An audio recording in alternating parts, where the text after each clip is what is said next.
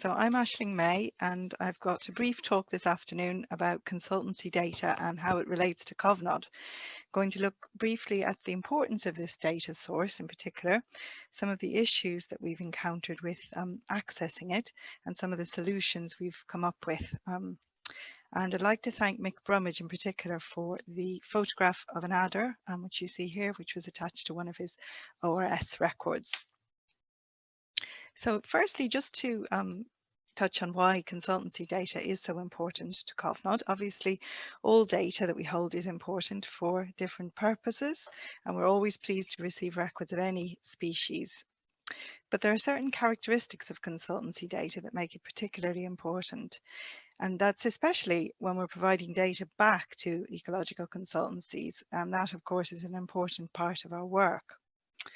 So the first point I wanted to make is about the currency of consultancy data, because it is relatively current. And as Arvan mentioned earlier, in a professional capacity, many ecologists just can't get out and do a great deal of survey work. But much of the data that is being gathered currently in a professional setting is by ecologists. So that's an important aspect of this source of data.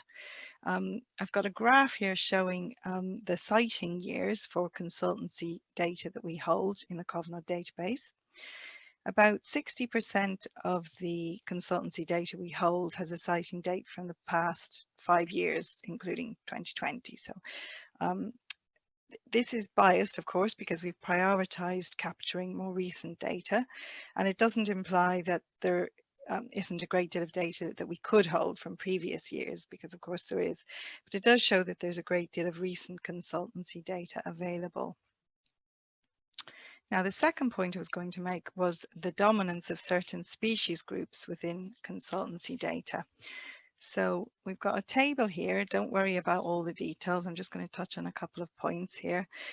This table shows records held by Cofnod with the species groups down the left-hand side, and then the second and third columns showing consultancy data, and the fourth and fifth any other data that we hold. And there's some key differences here, and that particularly relates to so plants, mammals and reptiles and amphibians, where there is a far greater proportion of these species groups represented in the consultancy data than within other data that we hold. Consequently, there's a reduction also in the proportion which bird data makes up, and also butterflies and moths down to less than 0.5% as opposed to 15% in our general data, and other invertebrates also much less of a proportion. So the message here is that a higher proportion of consultancy records are of plants, mammals and reptiles and amphibians. And this is because most of the surveying that is carried out by consultancies would be of protected species, many of which are mammals and reptiles and amphibians, and also phase 1 habitat surveys, which of course generate a huge number of plant records. So to understand why this is relevant to Cofnod, it helps to know how we provide data to those who are coming to us with data requests. So all species that we hold records of are assigned a category, and there are 4 categories. The first being species with legal protection, Section 7 species or UK BAP priority.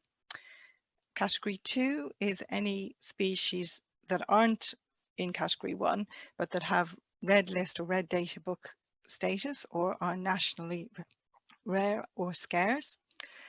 And Category 3 then would be any species not in 1 or 2, which are on the local biodiversity action plans or are categorized as locally important.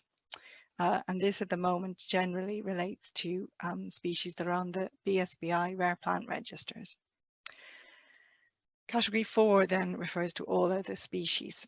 Now, to explain the color coding, we have a key up here in the top, but the main messages here are that the blue color relates to birds. So predominantly in Category 1 we have bird records with a band also of Lepidoptera, The yellow then refers to mammal records, and the light blue at the top to reptiles and amphibians. The category 2 records we hold are predominantly birds. Category 3, again birds, but with quite a number of plant records because of the labelling of the rare plant registers.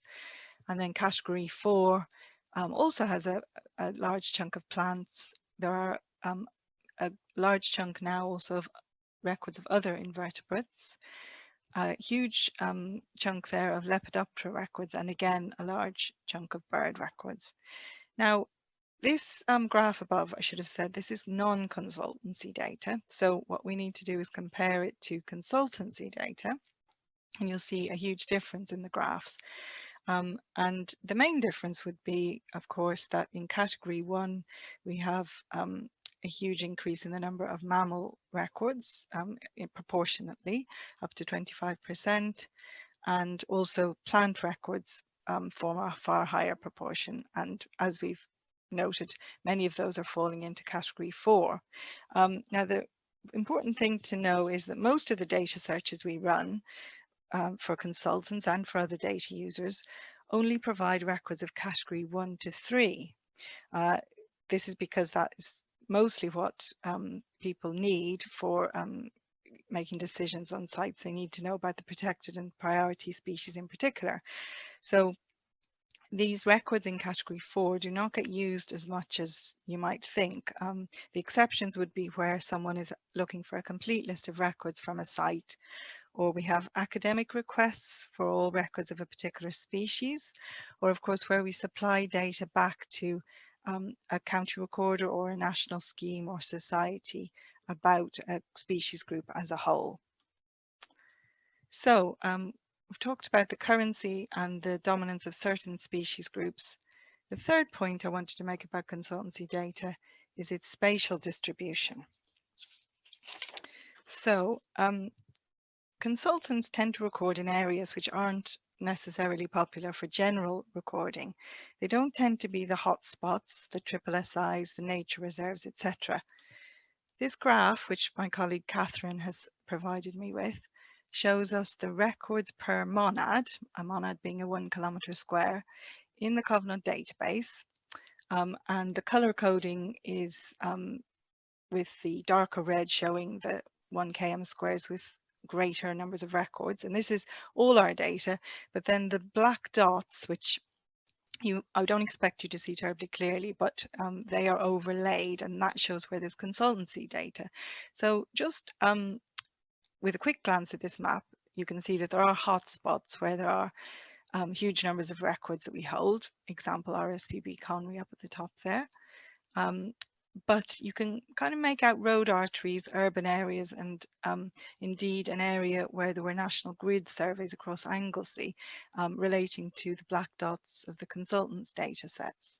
If I go on to the next page, I've zoomed in on one area here just to show you this in more detail.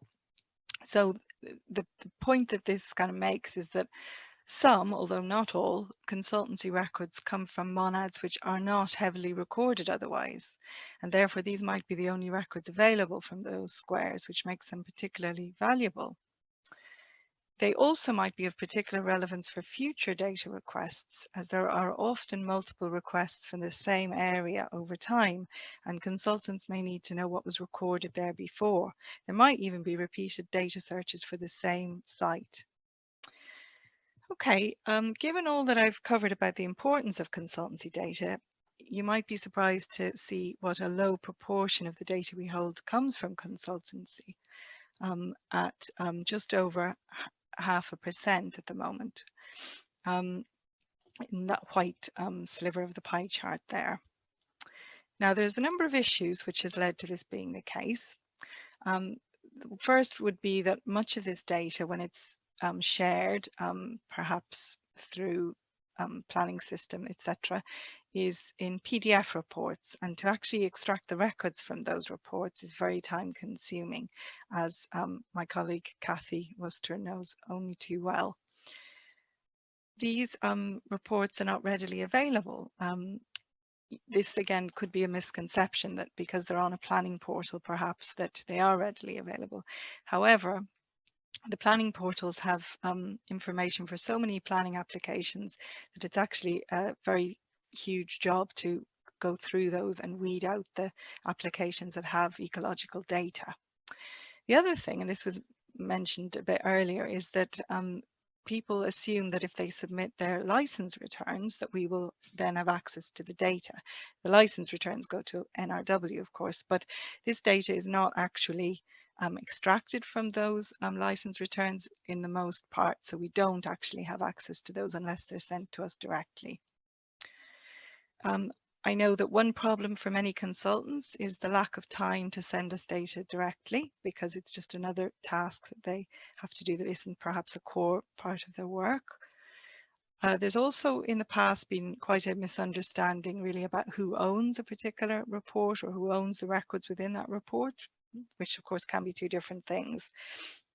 Now, our understanding is that record copyright is generally held by the consultant, not the client, unless this is directly specified otherwise in a contract between them.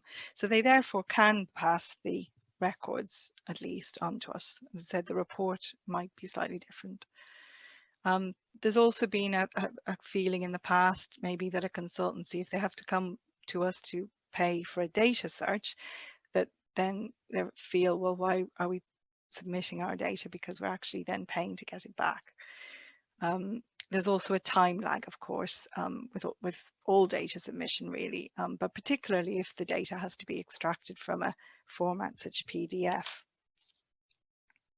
So I just wanted to cover a few solutions that Cofnod's been working on to try and create more of a circular data flow, so that a consultancy goes out in the field, makes some records, that data comes to us very quickly, and then the next time that consultancy or another consultancy needs to access that data, it's available for them.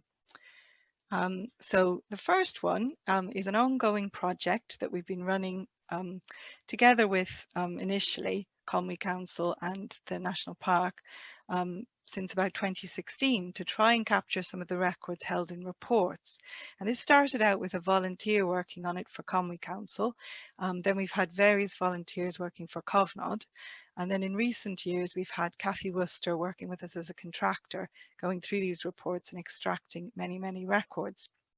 Now, another important role that Kathy has had is to access permission from the various consultants before these records are shared. So as I said, this is an ongoing project which has been really successful in harvesting some of these records. Another solution that's already in place really is a small number of consultants have got their own data sets set up on the ORS, and they have of course their own password controlled access, and they can enter their records and then download whatever ones they need into Excel and possibly share them that way, or put them into their reports in a table form. And we'd like to really encourage more consultants to use this facility, especially with the new ORS that we're going to launch on the 5th of November.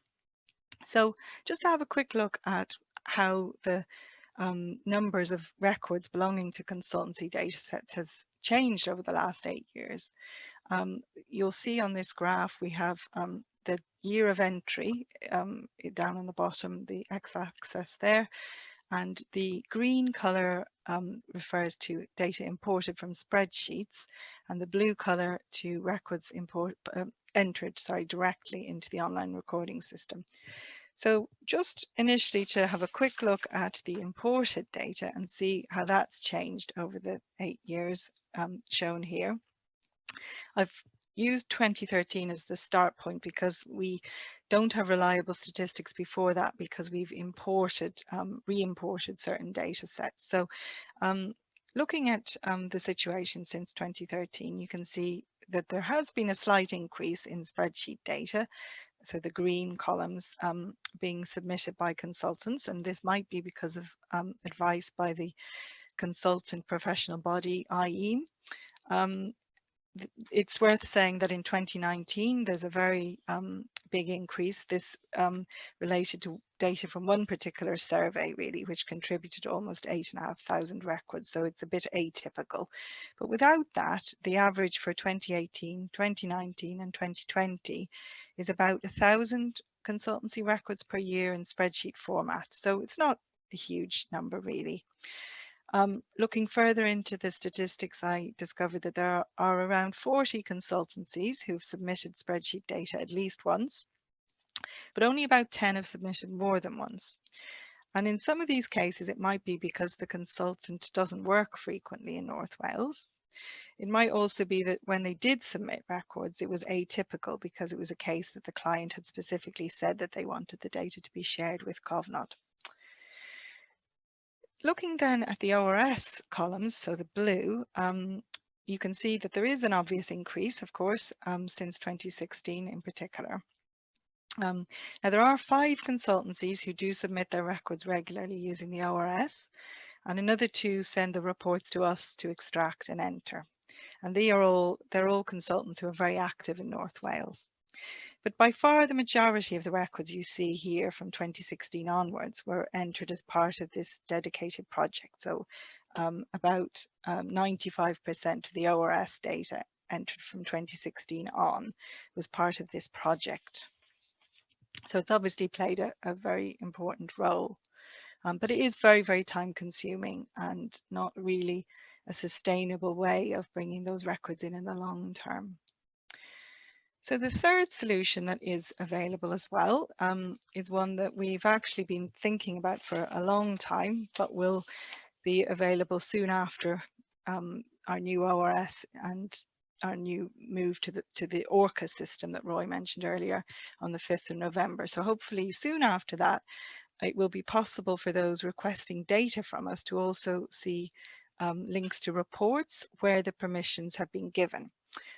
So we were very keen on developing something like this because we felt that even if the records hadn't been extracted from those particular reports yet, at least anyone doing a data search in that area would know that that data was there.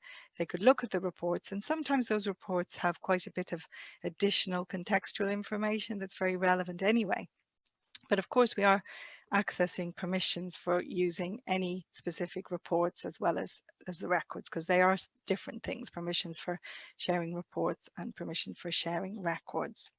And this is something that Kathy has been working on quite a lot, as well as entering the records, but also accessing the relevant permissions.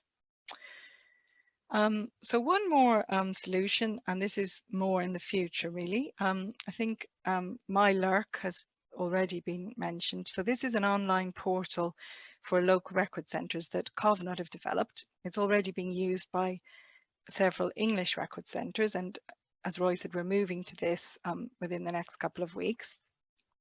Consultants can request data searches through MyLurk, but in the future we aim to develop it so that they can also upload and manage their reports within MyLurk.